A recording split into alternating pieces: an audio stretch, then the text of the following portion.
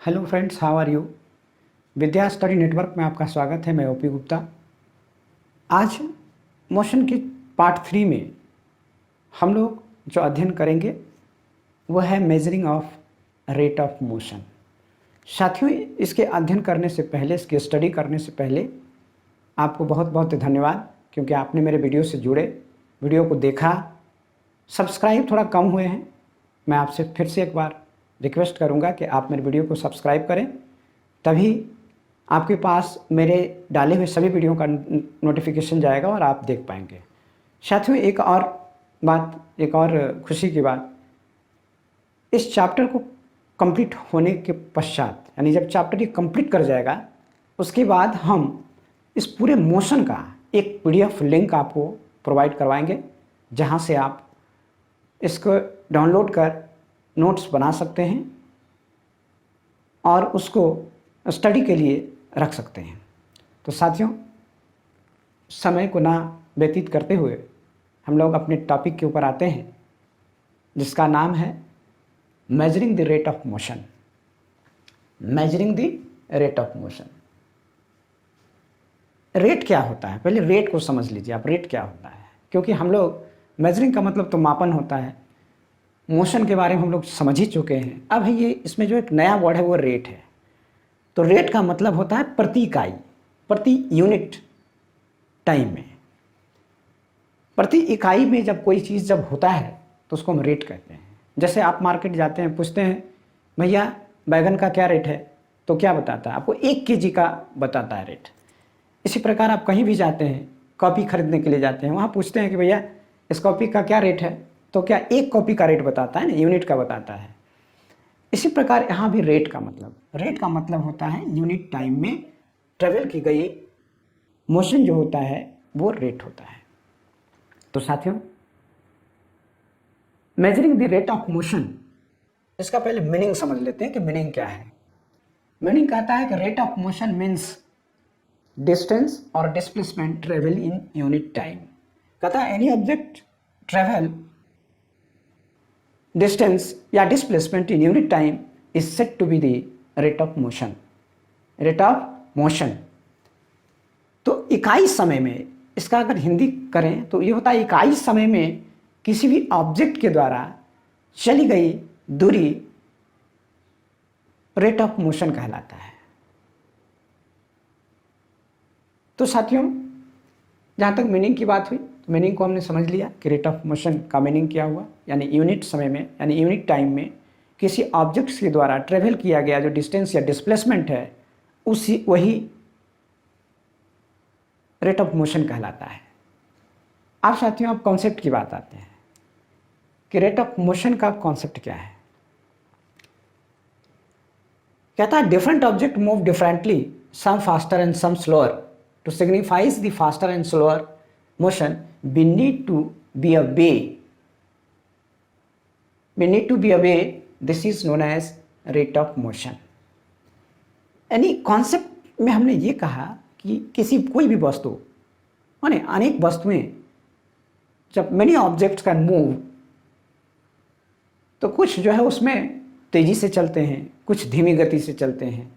तो तेजी से चलना और धीमी गति से चलना, इस दोनों को बताने के लिए आखिर हम क्या यूज़ करें? हम कैसे पता करें कि कोई भी वस्तु जो है वो तेज़ गति से चल रहा है या धीमी गति से चल रहा है? ये कैसे बताएं? हम कैसे बता सकते हैं? तो साथियों, जहाँ तक बात होती है एक माइंड कॉन्सेप्शन की, तो माइंड कॉन्सेप्शन का मतलब होता है कि जब हम कोई वस्तु को लाइव चलता हुआ जब हम देखते हैं, तो हम ये कह सकते हैं कि वस्तु ज़्यादा तेज़ी से चल रहा है दूसरे के सापेक्ष, दूसरे के विथ रिस्पेक्ट टू में। लेकिन अगर इसे बताना हो कि वो कितना स्पीड से चल रहा है, कितना फास्टर वो चल रहा है, कितना स्लोअर कोई वस्तु किसी से चल रहा है, तो हम क्या करेंगे? तो फिर हम कैसे बताएंगे? तो रेट ऑफ मोशन का जो कॉन्सेप्ट है वो यही है कि किसी वस्तु को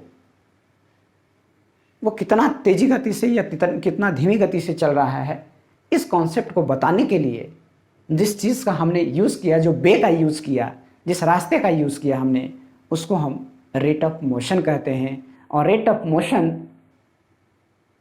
की बात होती है तो ये 2 तरीकों में डिवाइड होता है। सबसे पहले स्पीड। तो स्पीड क्या है?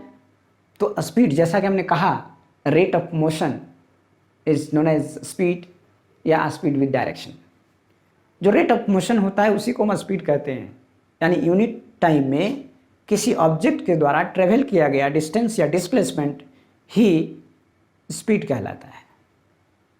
जब हम स्पीड की बात करते हैं तो स्पीड का मतलब होता है डिस्टेंस बाय टाइम, मतलब किसी ऑब्जेक्ट के द्वारा जितना डिस्टेंस ट्रेवल किया गया है और उसे ट्रेवल करने में जितना समय लगा है उसको हम डिस्टेंस बाय टाइम, यानी सपोज दैट मान लिया कोई ऑब्जेक्ट जो है 50 किलोमीटर चला है और वो 50 किलोमीटर चलने में 10 मिनट का टाइम लिया है, तो 1 मिनट में कितना दूरी तय किया? तो 50/10 इट मीन्स 5 किलोमीटर। तो 5 kilometre is the rate of motion. 5 kilometre is the rate of motion. और अगर इसी को हम अगर सेकेंड में बात करें कि सेकेंड में क्या होगा, तो 50 किलोमीटर बाई 10 इंटू 60, तो 10 इंटू 60 इट मीन्स 600 सेकेंड। तो जब 50 को 600 सेकेंड में जब डिवाइड करेंगे, 600 सेकेंड से डिवाइड करेंगे और जो आएगा वो हो जाएगा रेट ऑफ मोशन इन पर सेकेंड, रेट ऑफ मोशन इन पर सेकेंड। और हमने जो मिनट से जो डिवाइड किया था 50/10, ये होगा rate of motion in per unit, पर मिनट। तो साथ में जो स्पीड है वो है डिस्टेंस बाय टाइम। वहीं जो दूसरी जो पहलू इसका है speed with direction, speed with direction. तो स्पीड विथ डायरेक्शन की जब बात आती है तो जहां आपने जैसा डिस्टेंस के बारे में जानते हैं कि डिस्टेंस क्या है, डिस्टेंस है ट्रैवल डिस्टेंस, ट्रैवल की जो पाथ का जो लेंथ है वो बिना किसी डायरेक्शन का, without any direction, distance without any direction, यानी जो दूरियां हैं बिना किसी डायरेक्शन का है, तब हम उसको डिस्टेंस कहते हैं। तो जब डिस्टेंस बाई टाइम की जब बात करेंगे तो ये स्पीड हो जाएगा। लेकिन जब स्पीड विथ डायरेक्शन कहने का मतलब कि rate of motion in direction in a different direction, rate of motion in different direction is known as speed with direction. जब किसी वस्तु का रेट ऑफ मोशन एक डिफरेंट डायरेक्शन में हो तब हम उसको स्पीड इन डायरेक्शन कहते हैं, स्पीड विथ डायरेक्शन कहा जाता है। और स्पीड विथ डायरेक्शन को जब हम निकालते हैं, जब हम डिफाइन करते हैं, जब हम फाइंड करते हैं तो इसमें displacement by time, displacement by time, जैसा कि आपने समझा कि डिस्प्लेसमेंट क्या है, तो डिस्प्लेसमेंट है डिस्टेंस विथ डायरेक्शन। तो distance with direction by time तो स्पीड विथ डायरेक्शन, क्योंकि जब distance with direction by time तो स्पीड भी क्या होगा, स्पीड विथ डायरेक्शन हो जाएगा। अब बात आती है कि स्पीड और स्पीड विथ डायरेक्शन ये दोनों का बीच क्या है, क्या माजरा है भाई, क्यों इसको ऐसे ही पढ़ा जाएगा? नहीं साथियों, स्पीड को तो स्पीड हम पढ़ते ही हैं, लेकिन जो स्पीड विथ डायरेक्शन होता है उसको हम वेलोसिटी कहते हैं। उसको क्या कहा जाता है? वेलोसिटी कहा जाता है। तो जब हम स्पीड और स्पीड विथ डायरेक्शन का जब कंपैरेटिव स्टडी करेंगे तो उसमें इस दोनों का जो बीच का जो फासला है, जो कॉन्सेप्ट है, जो डिफरेंसेस है, वो आपको पता चल जाएगा। तो साथियों अब चलते हैं comparative study between speed and speed with direction. Comparative study between speed and speed with direction कहने का मतलब स्पीड विथ डायरेक्शन का मतलब क्या हो गया? वेलोसिटी। साथियों स्पीड, जहां तक स्पीड की बात है तो rate of motion without direction,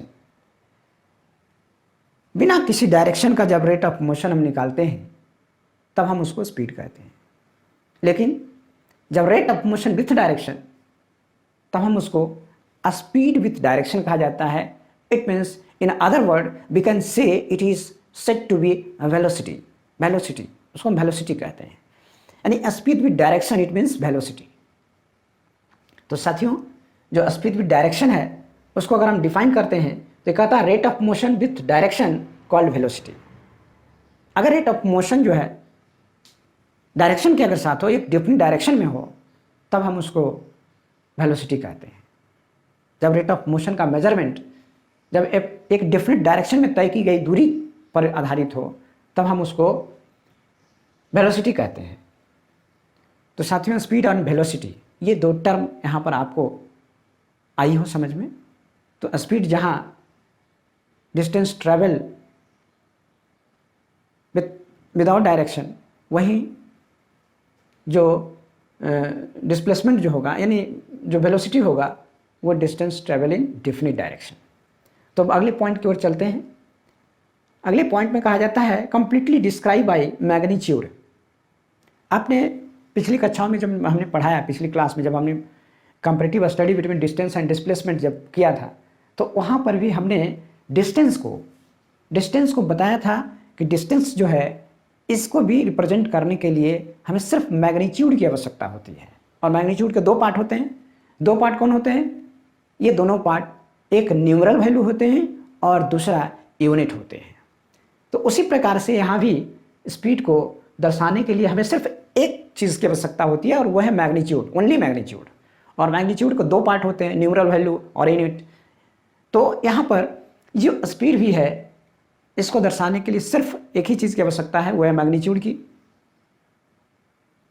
ये सिर्फ मैग्नीट्यूड के द्वारा ही पूरी तरह कंप्लीटली डिस्क्राइब किया जा सकता है। वहीं अगर हम बात करते हैं वेलोसिटी की, तो वेलोसिटी को रिप्रेजेंट करने के लिए, वेलोसिटी को दर्शाने के लिए, वेलोसिटी को बताने के लिए हमें दो चीज़ों की आवश्यकता होगी। पहला मैग्नीट्यूड और दूसरा डायरेक्शन। जब मैग्नीट्यूड और डायरेक्शन जब दो चीज़ बताने के लिए जब आवश्यक हो किसी भी फिजिकल क्वांटिटी के लिए, तो वो फिजिकल क्वांटिटी वेक्टर कहलाते हैं, जो कि अगले पॉइंट में हम इसका जिक्र करेंगे। तो स्पीड जहां सिर्फ मैग्नीट्यूड के द्वारा दर्शाया जा सकता है, वहीं वेलोसिटी को दर्शाने के लिए हमें मैग्नीट्यूड के साथ साथ डायरेक्शन की भी आवश्यकता होती है। इस चीज़ को समझने की आवश्यकता है। अब साथियों अगले पॉइंट की तरफ चलते हैं। कहता है it is a scalar quantity. जो मोशन है, ये जो स्पीड है, स्पीड क्या है? एक स्केलर क्वांटिटी है। जैसा कि आपने जाना कि जिस भी, कहता है any physical quantity can describe completely by magnitude is known as scalar quantity. किसी भी फिजिकल क्वांटिटी को दर्शाने के लिए अगर सिर्फ मैग्नीट्यूड की आवश्यकता हो तो उसको हम स्केलर क्वांटिटी कहते हैं। वहीं दूसरी तरफ अगर वैसा फिजिकल क्वांटिटी जिसको दर्शाने के लिए, जिसको बताने के लिए, जिसको रिप्रेजेंट करने के लिए हमें मैग्नीट्यूड के साथ साथ डायरेक्शन की भी आवश्यकता हो तब हम उसे वेक्टर क्वांटिटी कहा जाता है। तब उसको क्या कहते हैं? वेक्टर क्वांटिटी कहते हैं। तो स्पीड जहाँ स्केलर क्वांटिटी हो गया, वेलोसिटी वहीं क्या हो गया? एक वेक्टर क्वांटिटी हो गया। हम अगले पॉइंट की तरफ चलेंगे। जो स्पीड होता है वो डिस्टेंस बाई टाइम होता है। जैसा कि डिस्टेंस के बारे में भी आप जानते हैं कि डिस्टेंस क्या स्केलर क्वांटिटी है। तो डिस्टेंस को जब स्केलर क्वांटिटी को जब टाइम से डिवाइड करेंगे तो जो रिजल्ट आएगा वो भी स्केलर होगा।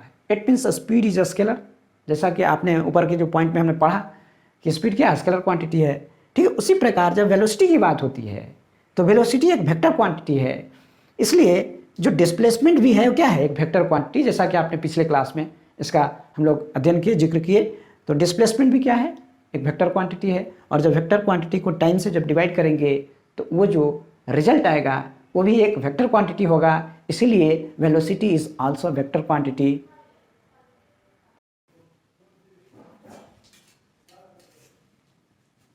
साथियों इससे पहले हमने जो स्टडी की वो स्पीड एंड वेलोसिटी का कंपैरेटिव स्टडी था, comparative study between speed and velocity. अब यहाँ पे एक और स्पीड एंड वेलोसिटी से रिलेटेड एक टर्म्स आता है, वो टर्म होता है average speed and average velocity. तो average speed and average velocity है क्या? इसके मीनिंग को समझेंगे, कॉन्सेप्ट के समझेंगे। आखिर एवरेज स्पीड और एवरेज वेलोसिटी की ज़रूरत क्यों पड़ी, इस चीज़ को भी जानेंगे। साथियों average speed and average velocity कहता है जब कोई बॉडी, कहता है when a body is moving with non uniform speed the speed isn't during travelling. कहने का मतलब नॉन यूनिफॉर्म स्पीड का मतलब ये होता है कि ट्रैवलिंग के दौरान उसकी स्पीड जो है बदलता है, घटते बढ़ते रहता है। उसी को हम नॉन यूनिफॉर्म स्पीड कहते हैं। लेकिन वो स्ट्रेट मोशन में यानी स्ट्रेट लाइन में होना चाहिए।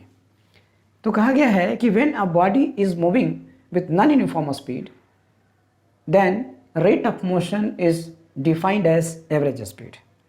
कहता है कि जब कोई बॉडी नॉन यूनिफॉर्म मोशन से स्ट्रेट लाइन पर ट्रैवल कर रहा हो तो नॉन यूनिफॉर्म मोशन का मतलब होता है speed is not same during travelling, यानी ट्रैवलिंग के दौरान उसकी स्पीड का सेम नहीं रहना, मतलब घटते बढ़ते रहना, उसी को हम कहते हैं नॉन यूनिफॉर्म स्पीड।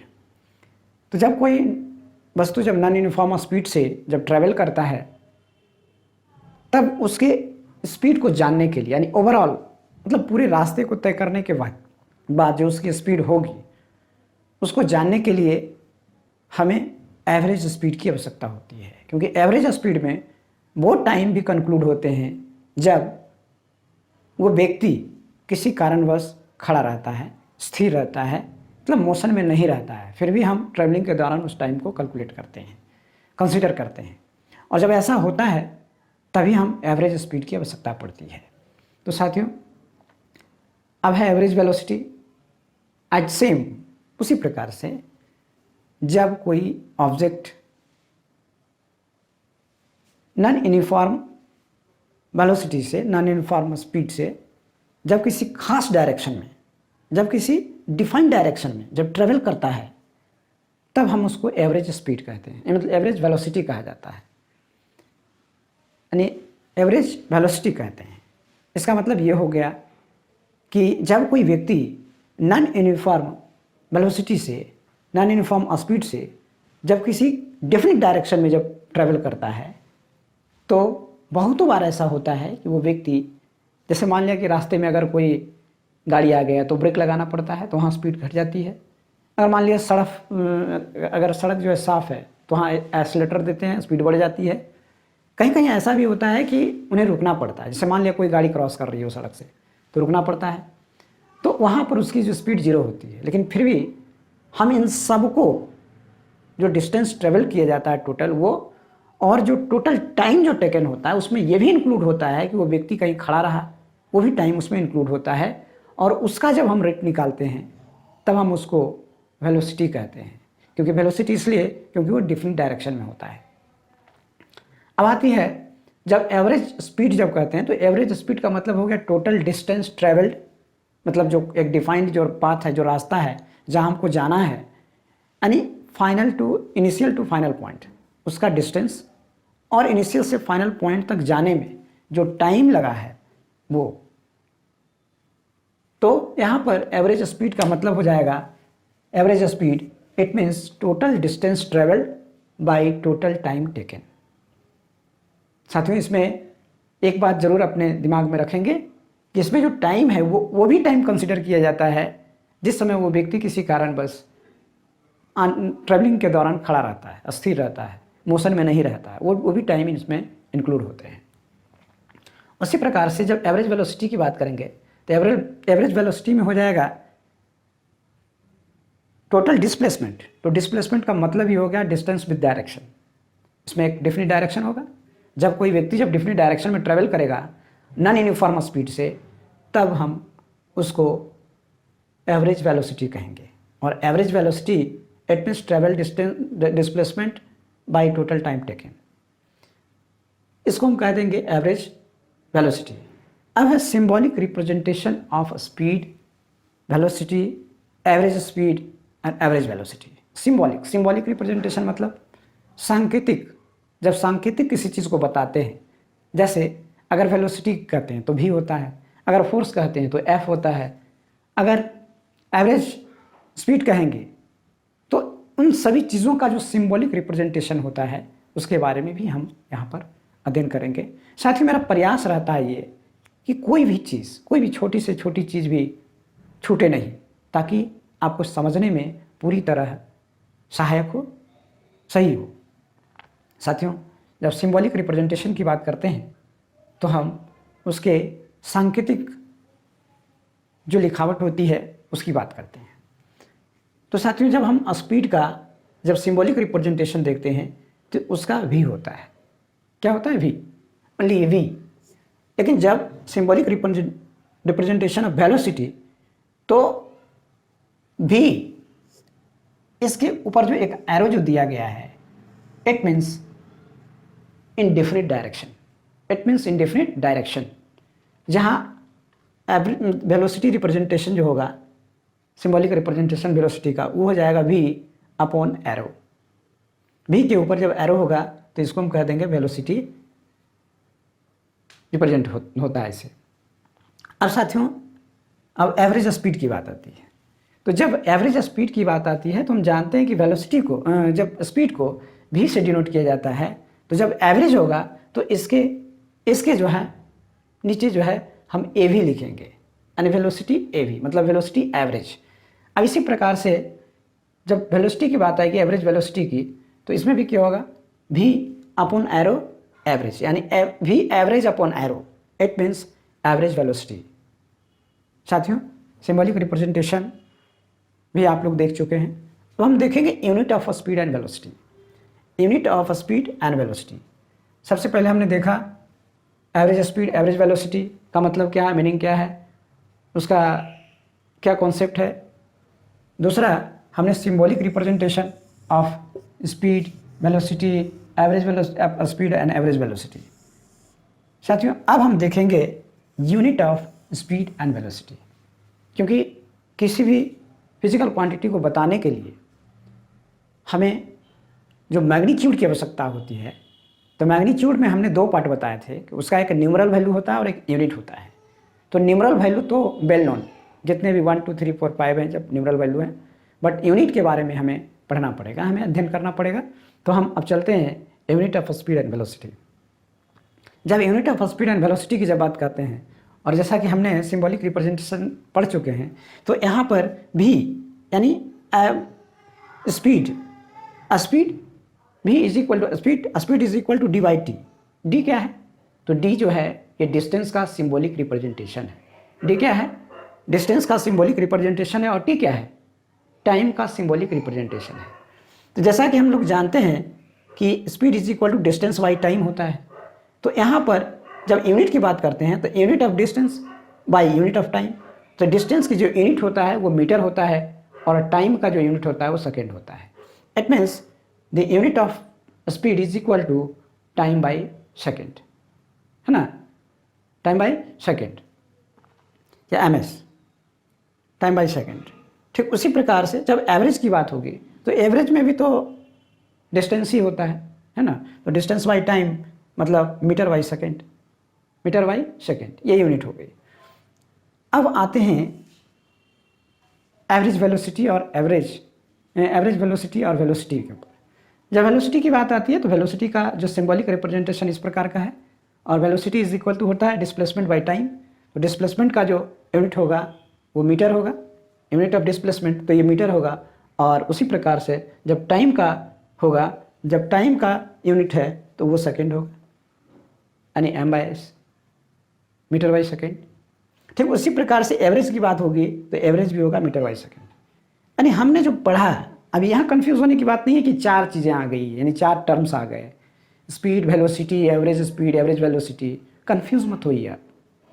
यूनिट जो है वो डायरेक्शन के साथ नहीं होता है, यूनिट जो है वो परिणाम का जो मात्रा है वो बताता है। तो परिणाम का जो मात्रा है, यानी जो उसके जो परिणाम है उसकी जो मात्रा है उसको बताता है। तो यहाँ पर इन चारों का, यानी average speed average velocity speed and velocity, इन चारों का जो यूनिट होगा वो मीटर बाई सेकेंड होगा। क्लियर?